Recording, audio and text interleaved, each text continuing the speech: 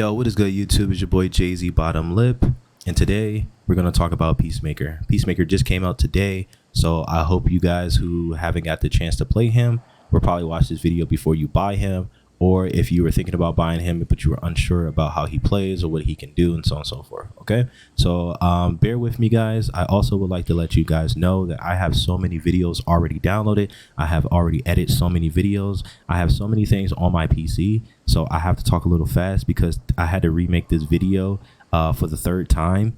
I had little to no space on my computer, and it kind of just like stopped my video. And then when I went back to go see what was recorded, it didn't show me anything, but it could show me that it was recorded, but nothing popped up. So guys, bear with me. Let's get right into this video, and hit that like button and comment and subscribe if you guys can. It will actually help me out a lot. All right, let's get right into it. So let's talk about your pokes. Your pokes are my con and my least favorite about this character. His pokes are not that good. It also gets you also get outspaced a lot of times against certain characters. So like if you're fighting against this character, you don't really have a button to really stop him. See how like that doesn't work? That one doesn't work. That doesn't work. The only thing that really can stop your opponent is down 3, but also keep in mind that down 3 is 12 frames, so it's not that fast, so you'll be losing your turn a lot of times. So what I come to realize is that if you wanted to utilize your turn a lot more, or if you do get your turn, especially in the corner, you can do down 1 into special move, and this move right here is my favorite to just get my opponent off me. You can punish it depending on what cameo you use with. I'm using Johnny for example because Johnny can punish it, but most of the time people won't be reacting to down poke into special move with a flying kick. They most likely will try to take their turn back, but this right here kind of pushes your opponent back so they can't press a button. It resets neutral. Is really good. Another thing that I really like about this character though, besides his pokes, is his sweep. Even though his sweep is considered a poke, it's really good for shimmying your opponent, but it kind of knocks him to the ground. So it's just one of my moves that I like to use just to get a little more damage on my opponent. And if they like the neutral duck, it will let me know, or if they like the OS duck, it will let me know as well. And if they get shimmy easily, so I kind of would walk in slightly back forth, and then I would use sweep. But also keep in mind that a lot of players like to jump when they don't know what you're trying to do, so keep that in mind as well. So you're going to want to utilize this move a lot. This move is really good. I also have some gameplay that I'm going to show you guys of me utilizing everything about this character and every aspect of this character. And his archetype is really dope as well, because he's a brute type character. He wants to stay in your face, but he also reminds me of Rambo and RoboCop from MK11, where he can do a lot of zoning. He can actually play the whole entire game, spacing you out, because his bird is a mid. And then if you wanted to come in, you can use his the low version of it, and then you also can get a combo off of it as well. And it's really good for that reason. But if you're going to utilize this move, you need to make sure that you stay at a certain distance. If you're going to use this move, you can combo it from a couple of distance, so keep that in mind as well. But the reason why I like this move, because it advances me forward if I wanted to get in on my opponent, and my opponent is playing the keep away game.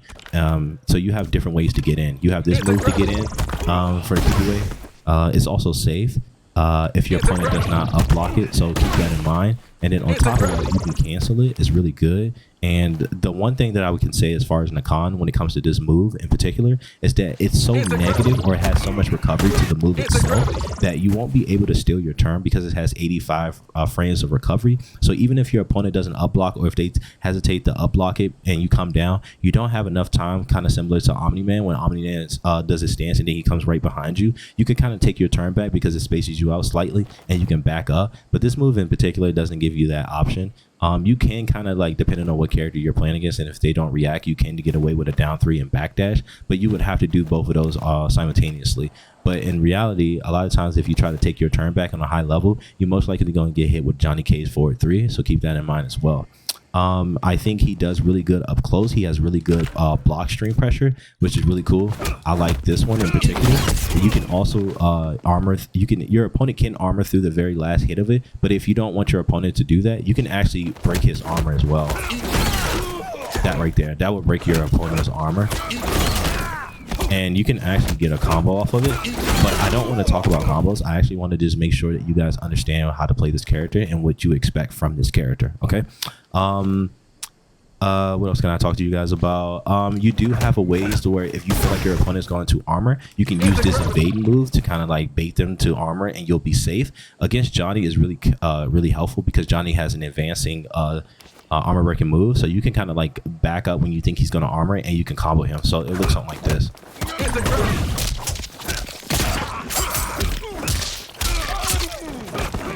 And so on and so forth.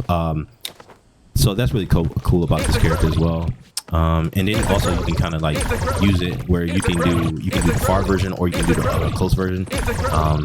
So I like it for that reason. And then you also can cancel it into an overhead if you decide to. But you don't have to if you don't want to.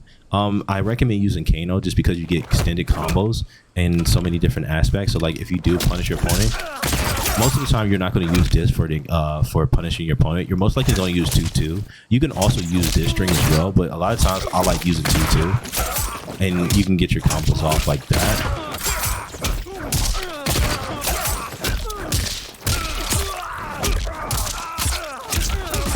And you'll find ways to actually come up with your own combos in particular, especially for those scenarios and situations. Another cool thing about this character is that you're going to utilize your bird as much as possible, because this is going to be your reset neutral button. You're going to be doing things like this. Sorry, I'm pressing every button but the right button, so bear with me, and I apologize as well. You can do things like this for your block pressure. This makes yourself safe. It's -5 at maximum distance. It starts becoming plus, and then it can be like -1 depending on what range you're in. Like if I think you're like right here, I think it can be -1. I'm trying to get it to be -1. Yeah, it's -1 from that range. So you have different ways where it can be safe. And then on top of that, if your opponent does get hit, you can combo it from different ranges. So like if they're from here, you can actually get a combo off of it. But again, guys, I suck. So just keep that in mind. And then also too, you have different ways where you want to be aggressive to your opponent. He kind of reminds me of Terminator, where he has this right here where your opponent has to duck this. If they don't duck this, then you get a grab. And then another thing that's really cool is that if your opponent is ducking, then you can use this string, which catches your opponent ducking or crouching. It doesn't matter if you let go of block or not. As long as you're in a crouching state, this move will always hit you. So I can even set him to off, right? Where I can make this move whiff. I'm gonna try to see if I can get it to whiff. That's a long hitting string. See, you can grab your opponent. I set him to duck low. See. Oh, it's a mid. Sorry. See, he's. So yeah. If you do hard knock down your opponent to the ground, then I recommend using your back 2 and also using your 4-4. This is going to stop your opponents from thinking they can wake up mash. But also remember that this right here is 13 frames, and this move right here is 19 frames. So be careful when using this, because it can whiff and your opponents can wake up buttons. And again, like I said, it's a little slow. So even though if your opponent doesn't wake up buttons, it's kind of hard to like open your opponent up. So you kind of want to utilize the spacing with this move, like his 4-4, use it at max range. And in this string in particular, you kind of want to use this up close and make your opponent have to guess if you're going to do a grab or not, because it's really effective. And you can do things like that as well. You can do that as well. And if your opponent gets hit, you have different ways where you can do that combo. You can do it from this combo, and you also can do it from this combo as well. I'll show you really quick if I don't suck. And then you can do this one.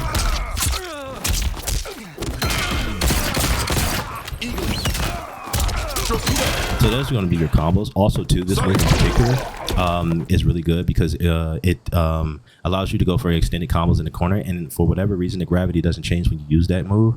Also too, when you use this move, I mean when you're in a neutral, always make sure that you use this, kind of like how Tanya always uses her ring around her head. You want to make sure that you always have the bubble around you. There's different options that you can do that makes yourself safe, so you don't have to worry about if you're going to get punished or not for doing it. It is not negative, but it makes your opponent be able to jump in. So you can do things like this that kind of just stops your opponent. This will be your layer for that reason. It's also really good for that as well, and it negates all projectiles and you don't take any damage from it. Let's move on to the corner. Let's talk about the corner combos. I know I said I wouldn't talk about combos, but fuck it, love you guys. So you can do things like this for your combos. Sorry.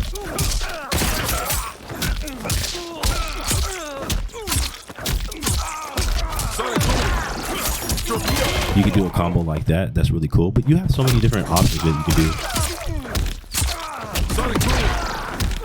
Sorry.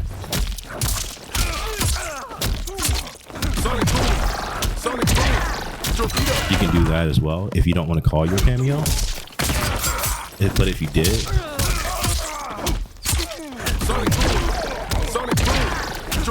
can do that as well. Almost 50%. I also do have a 50% combo, but I'm gonna leave it up to you guys to figure out how to get the 50% combo. You can also get it all the way up to like 520 with this character. You don't necessarily want to combo into your fatal blow, because it's like, think of it like how it is in Tekken, where you have heat and you have raging art. You kind of don't want to use both in one combo, you know what I mean? You want to make sure that you have one or the other, so you have really good damaging, but you also can utilize your fatal blow if your opponent feels like you are overextending and they're trying to punish him. You can whip punish him and then use your fatal blow, or however you want to play. It's all up to you. It's really good. It's a low, so it will catch your opponent off guard sometimes. It kind of reminds me of Spawn in MK11, how his fatal blow hits low. So it's really, I mean, Spawn, who has a low hitting move like that? Actually, I think it is Spawn. Spawn does have it, but it's not a fatal blow. It's just like a move in particular, and it usually catches your opponent. For right now at least, but it's really good for whip punishing too as well. Like if you're just shimmying your opponent and they're trying to press buttons, you can just go straight into it, like I showed you guys in the video with shimmying and auto shimmy and so on and so forth. I'm trying to think of what else I need to explain to you guys about this move. Use this move a lot too. You can combo this really easily. It's really effective too against your opponent if they're on if they don't know how to stay on the ground, especially like Natara or Sub-Zero, and so on and so forth. Also too, one thing that I like to do with this character is that I like to play around with my down 3 from a certain range. It will check your opponent, and your movement is really good where you can go in for a dash if you learn how to wave dash as well. It's really cool. Trying to think what else I need to talk to you guys about. I think that's really about it when it comes to this character in particular. I think he's really strong. I know a lot of people have been asking me what tier do I think he will be in. I think he's more like A tier, and the reason why I think he's A tier is because he has everything to become S tier, but he just does not have good pokes, good counter pokes, and he doesn't know how to keep his opponent off himself. So yeah, that's about it with this video, guys. My controller died and I'm trying to save space on my computer. If you guys have any questions, let me know in the comments below. I also will be streaming and doing viewer sets today in particular, so whoever watches this video, just know that I'm most likely streaming. I love you guys and I appreciate all the love that you guys give me in return. It's your boy Jay-Z Bottom Lip. I'm out.